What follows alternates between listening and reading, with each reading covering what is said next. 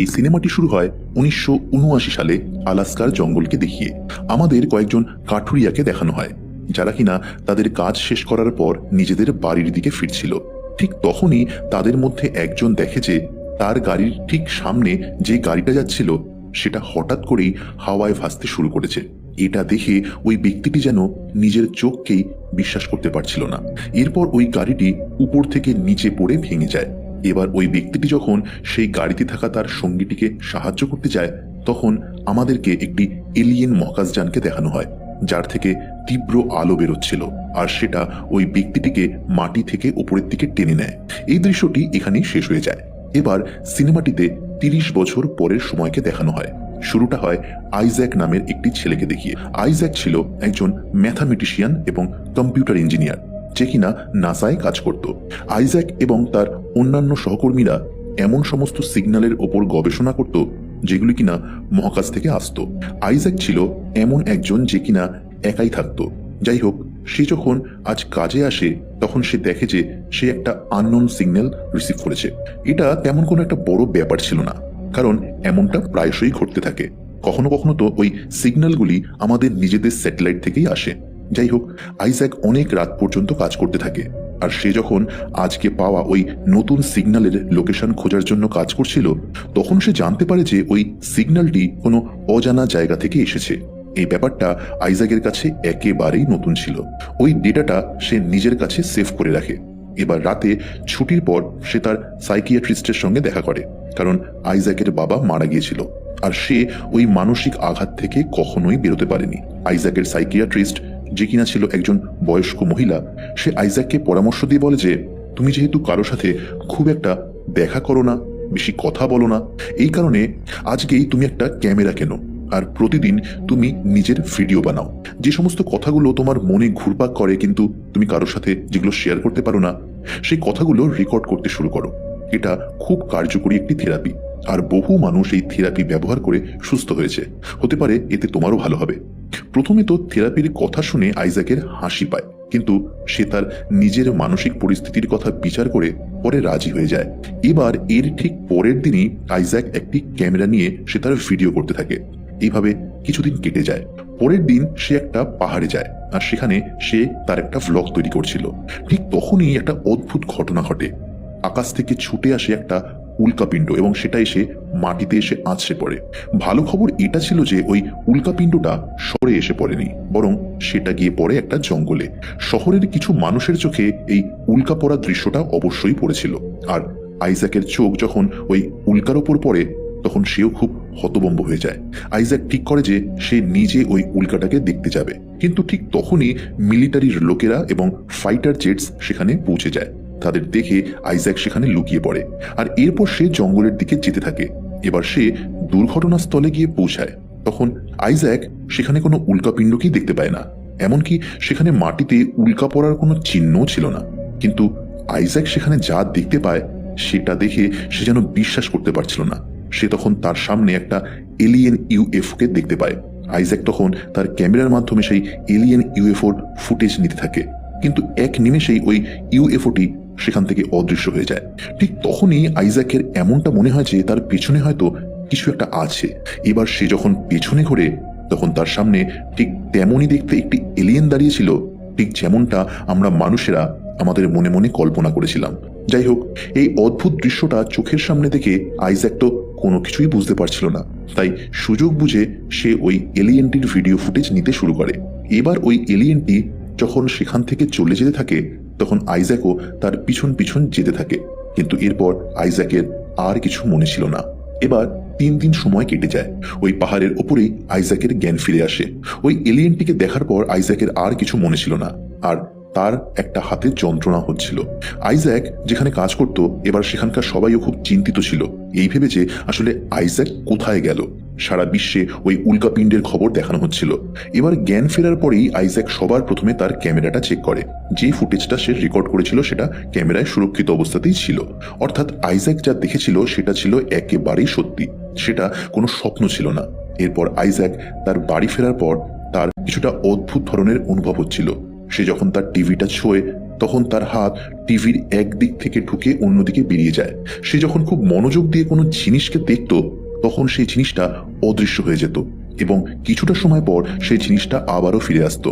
Isaac এই ব্যাপারে কাউকেই কিছু বলে না, কিন্তু এর ঠিক পরের দিনই সে একজন ডাক্তারের কাছে যায়। ডাক্তারটি যখন আইজ্যাকের ওই হাতটি পরীক্ষা করে এবং হাতটির এক্সরে করে তখন ডাক্তারটি আইজ্যাককে বলে যে এটা তো খুব অদ্ভুত ধরনের একটা কেস। তোমার হাতের হাড় একদম সোজাসুজিভাবে ভেঙেছে আর আঘাতের বিন্দুমাত্র কোনো চিহ্ন নেই। ডাক্তারটি তাকে বলে যে আমি এই কেসটা আরো ভালোভাবে স্টাডি করে তোমায় বলবো যে তোমার সাথে আসলে কি হয়েছে।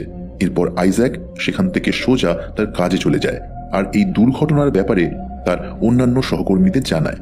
এই ব্যাপারটা প্রমাণ করার জন্য যে তার ভেতরে এবার শক্তি চলে এসেছে।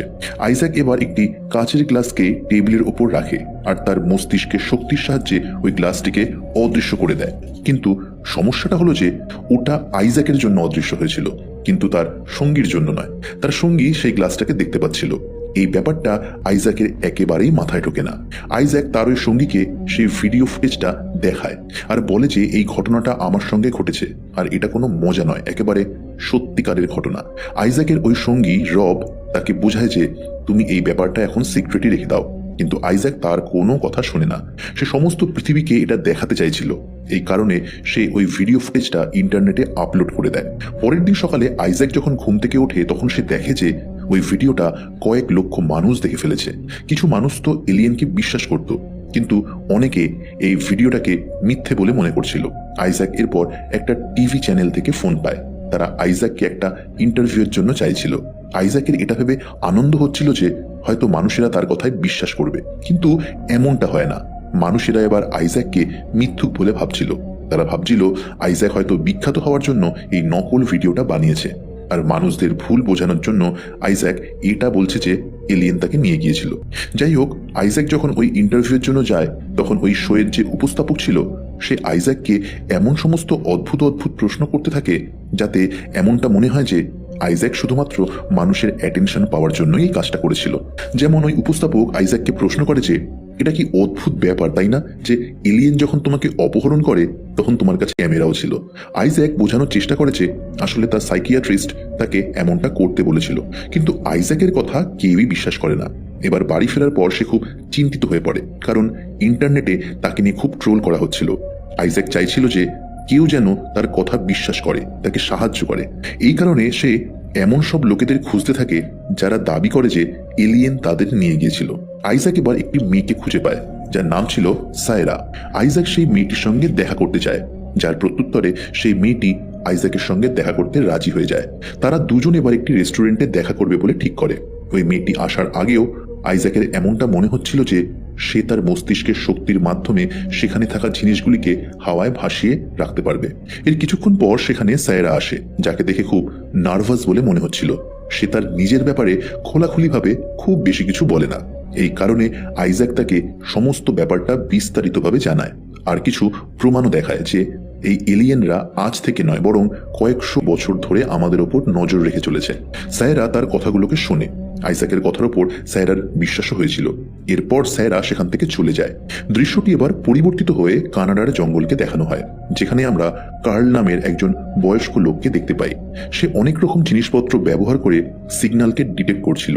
কার্লি হলো সেই লোক যাকে আজ থেকে 30 বছর আগে এলিয়েন নিয়ে চলে গিয়েছিল, আর তখন থেকে আজ পর্যন্ত সেও এলিয়েনদের খুঁজে বেড়াচ্ছে।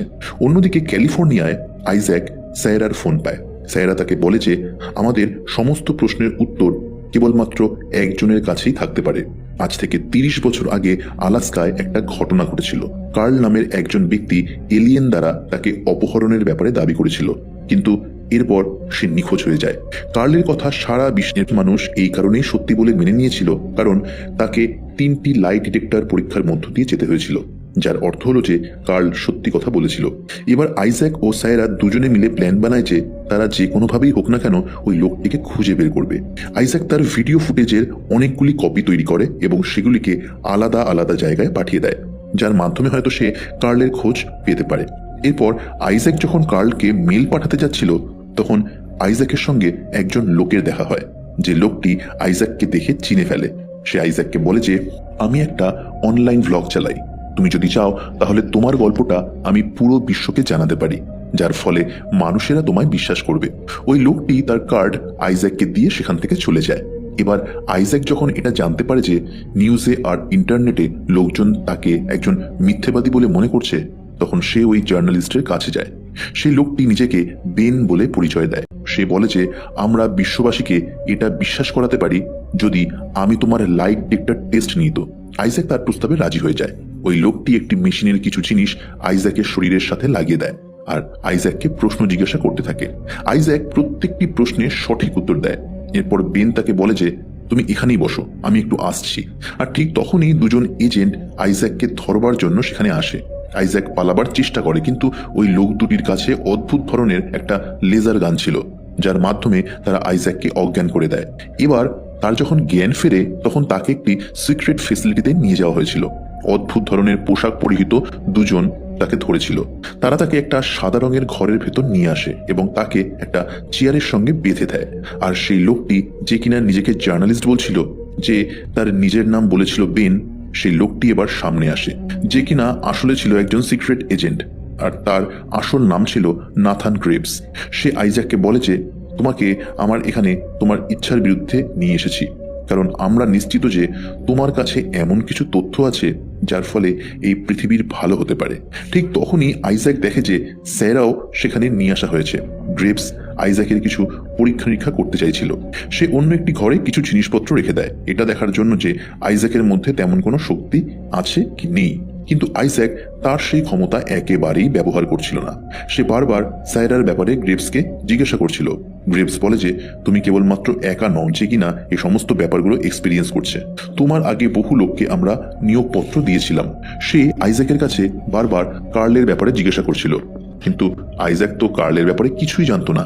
এবার গার্ডেরা যখন আইজ্যাককে নিতে আসে তখন সে ওই গার্ডেদের ওপর আক্রমণ করে দেয়। আর এখানে আমরা জানতে পারি যে ওই গার্ডগুলো আসলে মানুষ নয়, বরং তারা হলো রোবট। আইজ্যাক কোনো ক্রমে সেখান থেকে সাইরাকে ছাড়িয়ে নিয়ে চলে যায় আর তারা দুজন সেই ফেসিলিটি থেকে পালাতে থাকে। এখানে আইজ্যাক তার শক্তির মাধ্যমে কয়েকটি বন্ধ দরজাকে খুলতে সফল হয়। তারা যখন সেখান থেকে বাইরে বেরোয় তখন দেখে যে তারা এখন আর আমেরিকা নেই, বরং তারা এখন ছিল সিক্রেট ফেসিলিটি হংকংয়ে। তারা একটি শহরে ছিল। তারা সেখানে একজন বারটেন্ডারের কাছে যায়। আইজ্যাক তাকে জিজ্ঞাসা করে যে আমরা কি এখানকার কম্পিউটার এবং ইন্টারনেট ব্যবহার করতে পারি। সেই মেয়েটি আইজ্যাককে নেট নামের একজন ব্যক্তির ঠিকানা দিয়ে বলে যে এই লোকটি তোমাদের সাহায্য করতে পারে। এবার 10 কিলোমিটার যাওয়ার পর আইজ্যাকের সাথে নেট নামের সেই ব্যক্তিটির দেখা হয়। সেই ব্যক্তিটি আইজ্যাককে তার নাম জিজ্ঞাসা করে। আইজ্যাক তার আসল নাম বলার পর নেট তাকে সাহায্য করতে রাজি হয়ে যায়। কিন্তু তখনই ওই ফেসিলিটির রোবটরা তাদেরকে ধরবার জন্য সেখানে চলে আসে। নেডও তাদের সম্পর্কে জানতো, এই কারণে সে সাইরা এবং আইজ্যাকের সাহায্য করে এবং নেট তার নিজের সিক্রেট লোকেশনে তাদেরকে নিয়ে যায়, যে জায়গাটা খুঁজে পাওয়া অসম্ভব ছিল। আইজ্যাক নেটকে বলে যে এখানে আমাদেরকে জোর করে নিয়ে আনা হয়েছে। যাই হোক, আইজ্যাক ও নেড দুজনে মিলে কার্ল কোথায় আছে সেটা খুঁজে বের করে, যে কিনা এখন ব্রিটিশ কলম্বিয়া কানাডায় ছিল। কার্লের কেবিন জনবসতি থেকে অনেক দূরে ছিল। এবার কার্লের কম্পিউটার হ্যাক করে আইজ্যাক কার্লের সাথে কথা বলতে সফল হয়।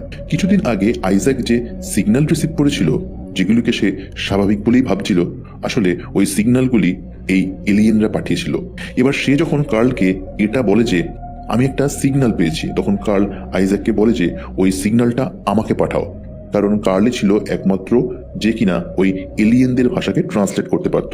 আইজ্যাক এবার ওই সিগন্যালটা কার্লকে পাঠায়, কিন্তু এরপর কার্ল তার নিজের কম্পিউটারটা অফ করে দেয়।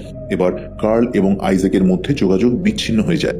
তাই আইজ্যাক এবং নেডের যদি উত্তরের প্রয়োজন হয় তাহলে তাদের এবার কার্লের সাথে দেখা করতে হবে। আইজ্যাক সাইরাকে বুঝিয়ে বলে যে আমি যদি এই সমস্ত ব্যাপারটা এখানেই বন্ধ করে দিই তাহলে আমি পাগল হয়ে যাব। প্রতিদিন ঘুম থেকে উঠে আমি নিজেকে এটাই প্রশ্ন করতে থাকবো যে ওই জিনিসগুলো আসলে কি ছিল। এই কারণে আমি সত্যিটা জানতে চাই। আমি ওই লোকটির সঙ্গে দেখা করতে চাই। তুমি কি আমার সাথে যাবে? এর উত্তরে সাইরা রাজি হয়ে যায়। তারা এবার কানাডায় যাওয়ার জন্য প্রস্তুত ছিল আর নেডও তাদের সঙ্গে যোগদান করে, কিন্তু ওই এজেন্টরা তখনও তাদের পিছু করছিল। এবার আলাদা আলাদা বিভিন্ন রাস্তা ব্যবহার করে তারা কানাডায় যেতে থাকে, কখনো প্লেনে করে তো কখনো নৌকো করে, যাতে করে তারা যেন ধরা না পড়ে যায়। এই যাত্রার সময় আইজ্যাক এবং সাইরার মধ্যে গভীর বন্ধুত্ব হয়ে যায়। আর নেট তো কিউরিওসিটির জন্য এখানে এসেছিল। এবার একদিন তারা যখন ট্রেনে যাত্রা করছিল তখন সেই রোবট দুটো তাদেরকে ধরতে চলে আসে। নোড তার মুখে একটি মুখোশ পরে ওই রোবটগুলিকে বোকা বানানোর চেষ্টা করে, কিন্তু সেই রোবটগুলো নেটকে চিনে ফেলে। নেট তার জীবন বাঁচানোর চেষ্টা করে আর সেই রোবটগুলিকে ট্রেন থেকে ধাক্কা মেরে বাইরে ফেলে দেয়। এরপর শেষ পর্যন্ত তারা তিনজন ব্রিটিশ কলম্বিয়ায় পৌঁছে যায়।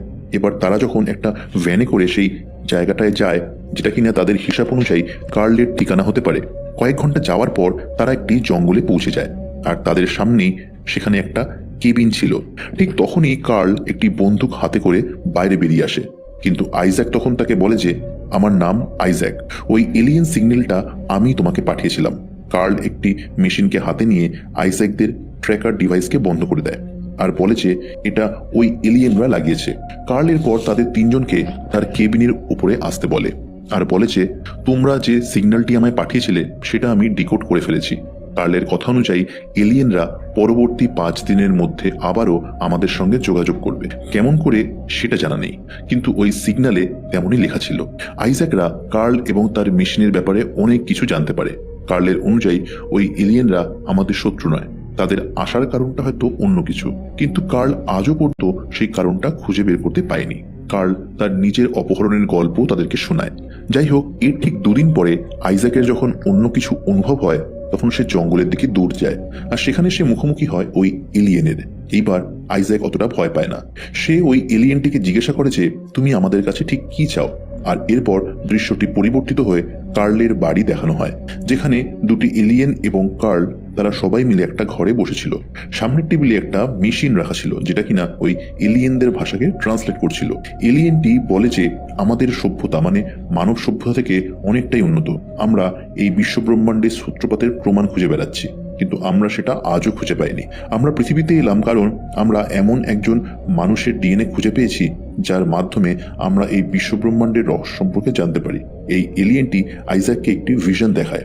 আইজ্যাক ওই ভিশনে জিসাস ক্রাইস্টকে দেখতে পায়। আসলে ওই এলিয়েনরা জিসাসের ডিএনএ খোঁজ করতে এসেছিল। এরপর স্যারা জিজ্ঞাসা করে যে আমার হাতে যন্ত্রণা কেন করে। তখন সেই এলিয়েনটি বলে যে আমরা তোমার হাতে একটা ট্র্যাকিং মেশিন রেখে দিয়েছি। একটি অত্যাধুনিক এলিয়েন মেশিনের সাহায্যে তারা স্যারার হাত থেকে ওই ট্র্যাকিং ডিভাইসটি বের করে আনে। স্যারার হাতটা দুভাগে বিভক্ত হয়ে যায়, কিন্তু সে কোনো রকম যন্ত্রণা অনুভব করে না। এরই মাঝে এজেন্টরা গ্রেভস এবং সেনাদের সঙ্গে করে নিয়ে সেখানে পৌঁছে যায়। আসলে গ্রেভস এবং কার্লের মধ্যে একটা পুরনো শত্রুতা ছিল। কার্ল এবার গ্রেভসকে থামানোর জন্য বাইরে বেরিয়ে আসে, কিন্তু কার্লকে গুলি করে মেরে ফেলা হয়। এদিকে এলিয়েন আইজ্যাকের হাত থেকে ওই ট্র্যাকিং ডিভাইসটা বের করে ফেলে। এলিয়েন এরপর আইজ্যাককে বলে যে সে তার ক্ষমতার ব্যবহার করে খুব সহজেই সেখান থেকে বেরিয়ে যেতে পারে। তাই আইজ্যাক যখন তার মস্তিষ্কের ওপর জোর দেয় তখন সে নিজেকে এবং তার সঙ্গীদের অদৃশ্য করে দেয়। ওই এজেন্টরা আইজ্যাকদের দেখতেই পায় না। এলিয়েনরা কার্লকে জীবিত করে ছেড়ে দেয়। শেষে এজেন্ট গ্রেভস দেখে যে ওই এলিয়েন মহাকাশযান পৃথিবী থেকে চলে যাচ্ছে। কয়েক মাস পর আমাদের এটা দেখানো হয় যে আইজ্যাক এবং স্যারা দুজনে একসঙ্গে থাকতে শুরু করেছে, আর সেটাও আনন্দে এবং খুশিতে। নেড আর কার্ল একটি প্রেস কোম্পানিতে হয়ে কাজ করতে শুরু করেছে। আর এখানেই এই সিনেমাটির একটি সুখকর পরিসমাপ্তি হয়।